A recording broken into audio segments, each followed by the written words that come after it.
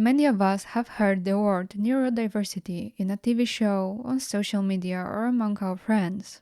But who is a neurodivergent person and why it's not that easy to find out? Hi, my name is Natalie Thornton, and I'm a neurodivergent person that will take you on a journey into our world. My podcast is dedicated to all of you who, just like me, live in an interesting world.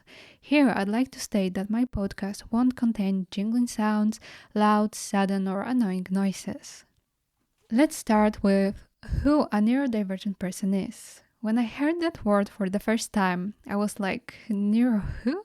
Like, hey scientist, what the duck? Why such a long name? It's so long that in the middle of it, I actually forgot what I was reading. According to the definition provided by the smart websites, a neurodivergent person is someone whose brain works a bit differently from what we might consider typical. Our brains process, learn, and behave in ways that stand out from the norm. These differences can include things like autism spectrum disorder or ADHD and more. Some of us will be great with math or logical puzzles when others will cook their brains while doing it. For example, me. Also, socialization is a difficult part. Some of us will find difficulties in understanding sarcasm or irony, won't know what to do when people sing happy birthday to us, or have a huge conflict when we don't know if we should shake hands or hug you. I bet you've heard many times that you are different. I don't like this word. I imagine it to work like one massive bag where you can put anyone that doesn't follow the same patterns. Of course, we can hear other demeaning words like freaks, weirdos, psychos, but I want you to know that you are none of it. I prefer to call us unique. Why? Because we are not copy-paste of ourselves. Being, for example, ADHD doesn't mean that we'll have the same behaviors and superpowers. Also, our personalities will be completely different. Our backgrounds will be different, like we're just not the same. Did you know that the average age for women to be diagnosed with ADHD is 30? Or that dyslexia is wrongly connected only with handwriting?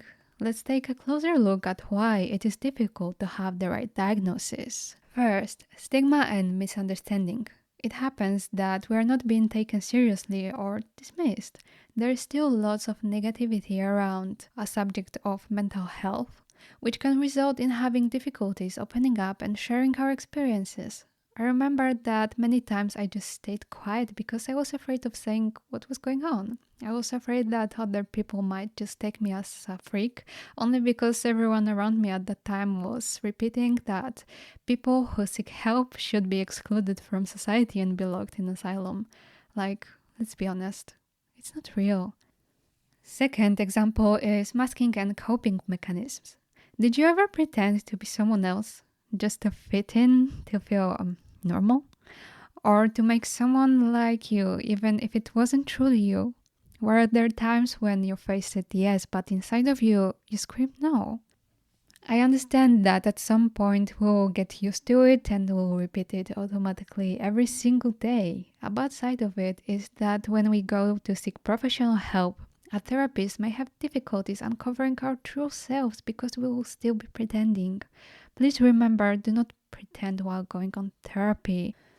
I remember when I started my therapy and my very first sessions were actually about me taking down my mask because I didn't know how to do that. I felt this strong urge to be someone else. Even if I knew that there is a therapist in the front of me and they are about to help me, I still was afraid about being misjudged. I still was afraid about being mistaken for someone else. And it took me a while to finally take my mask down. And I'm really thankful to my therapist that they were really patient with me in that case. Next example is gender and cultural bias. Diagnosis criteria are often based on research conducted primarily with male participants. This bias can lead to underdiagnosis or misdiagnosis, especially for women and non-binary individuals. This is where the mistakes with women and ADHD actually happen.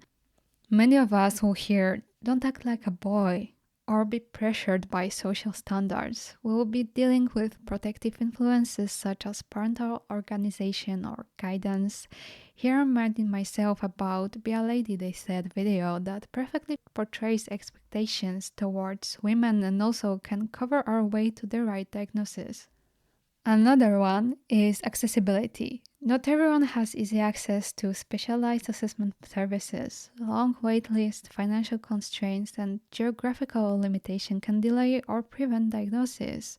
You might think that, of course, some therapists are working online, but still, you have to pay for each visit and also have at least a stable internet or signal that yet not everyone can afford. I went undiagnosed for over 20 years of my life. Can you believe that? I do. And I found out who I am only because I found the right therapist and also my neurodivergent friends. Imagine that I grew up in a patriarchal family where I was supposed to be a good girl who had to be quiet, of course, and had good grades, of course, and emotions were strongly prohibited. I was punished for forgetting things, for troubles with focus, and for many other things which only made my adolescent years more difficult. During my therapy, I understood how to deal with my traumas and disorders, and most of all, that I am okay. I'm more than happy to share my stories, tips, and thoughts with all of you. I can assure you that my next episodes will be less serious and more approachable, as I will use real life situations to break down what we're dealing with every single day. This podcast will make you not feel alone and laugh at your own stories. We've been there, we've done that. We all had our way of feeling good and happy, and all of you who are still getting there, hold tight. This ride will be wild, and at the end, you will ask to go again.